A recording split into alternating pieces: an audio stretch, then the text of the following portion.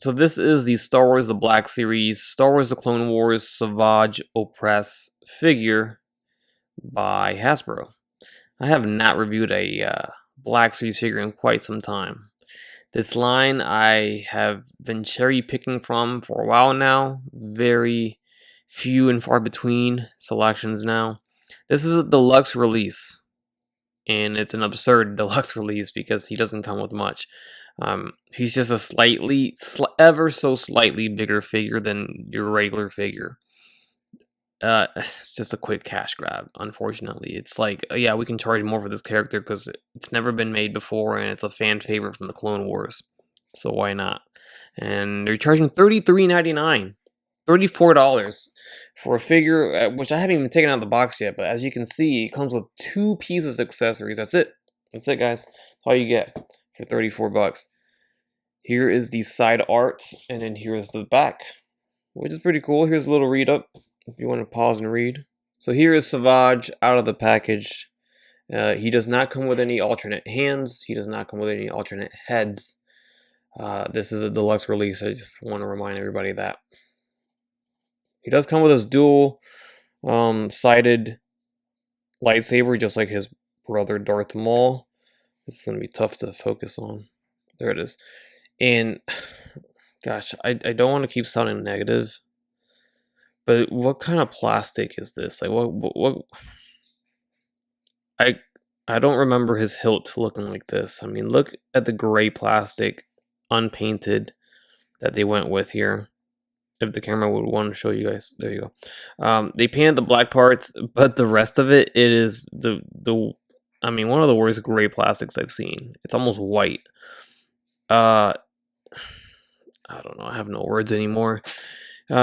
His spear, knife, whatever you call this thing, at least has painted blade. The handle is not.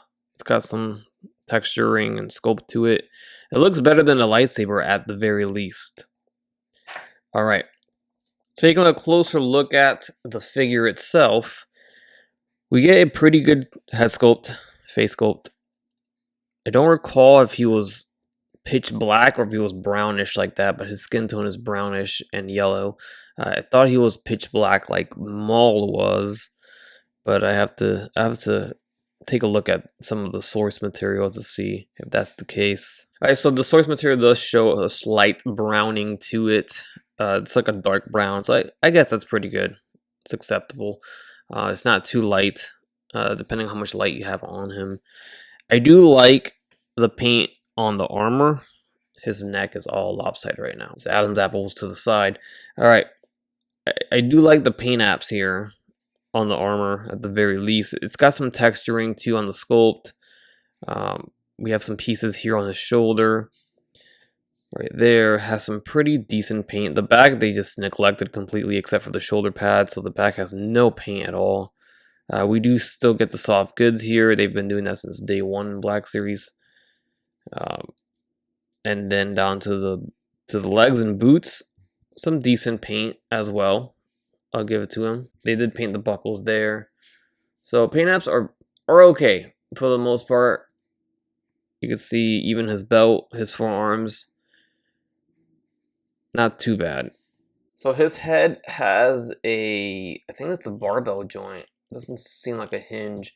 He does look up about that far. He looks down, not too far. Left and right pretty good. He's got the head tilt. His neck is articulated as well. It's a separate piece, so it's not like it moves too much. I'm trying to move the neck only. It's hard. It's a tight little articulation window there.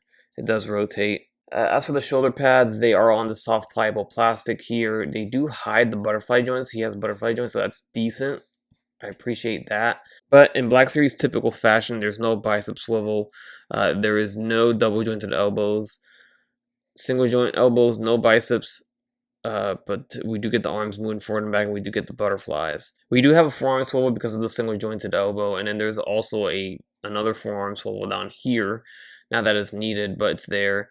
We have the hands are actually, this is interesting. It looks like they're on ball joints. They almost don't want to come out. Yeah, they're pretty tough in there, but they're almost not removable. But I'm sure if you put a lot of force. They're all in ball joints, which is interesting. I've never seen that happen with Hasbro. So maybe they're moving to ball joint to the wrist, but there's no hinge on these. So they just kind of rotate and bend at the ball joint. Diaphragm joint at the torso as well as the waist. There's a swivel. Seems like it's a ball joint, so that's decent for the torso articulation. Legs will kick forward about this far. They do the splits about that far right there. We have thigh swivels, single jointed knees.